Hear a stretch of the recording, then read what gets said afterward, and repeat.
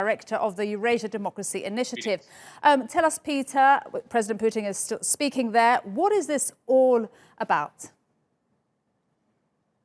Well, yes, you did mention that, in fact, this is a play by Putin to try to cling to power past the termination of his term, the end of his term in 2024. We have had precedents elsewhere in the former Soviet Union, such as the country of Kazakhstan, where Mr. Nazarbayev ceded power to his replacement, Mr. Tokayev, but in fact stayed in charge of the so-called State Council, the Security Council there. And, you know, among the proposed changes that have not been mentioned that often, including in Western media, is this little-known body that is being proposed as part of these changes that is called the State Council.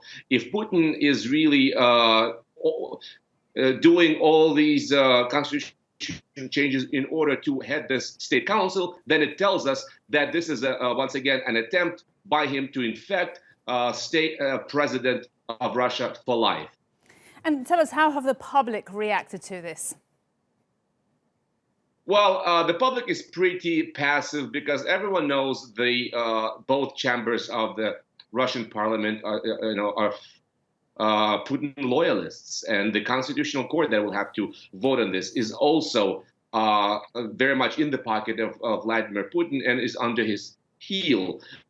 The Russian populace at large will get to vote on this on the 22nd of April, but I think we can expect the Russians to vote for the changes overwhelmingly, also among other reasons because Putin very cleverly included a lot of very populist items in the changes.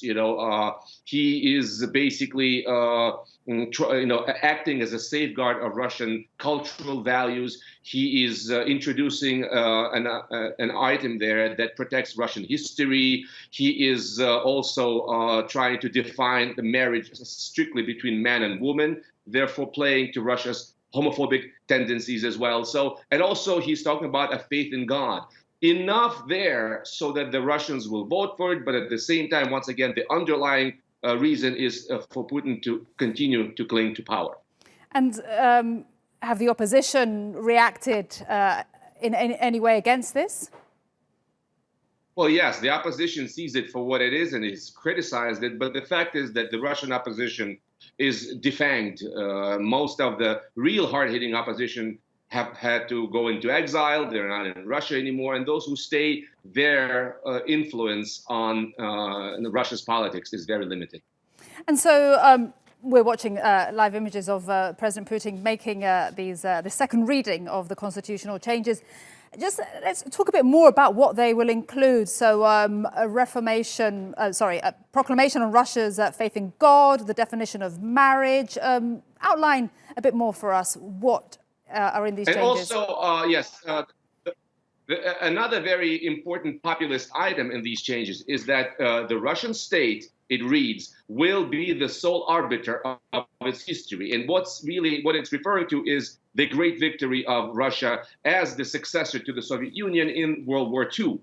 And that really plays on Russia's feelings that the West specifically has sort of undermined and underplayed Russia's role in that war. Whether that's true or not, Putin is playing on those grievances and on that resentment. Among other things, also, the term of Russian people, who are the founders of the Russian state, that goes, actually. That is taken out. And so we have a kind of ironical situation according to these changes, where it is the Russian state that will found itself. So the Russian people pretty much ceases to exist as a legal entity in the new proposed constitution. It will be the state, it will be the reason of the state that will prevail. All right, Peter, great to speak to you. Thanks so much for explaining what's taking place right now with the constitutional changes.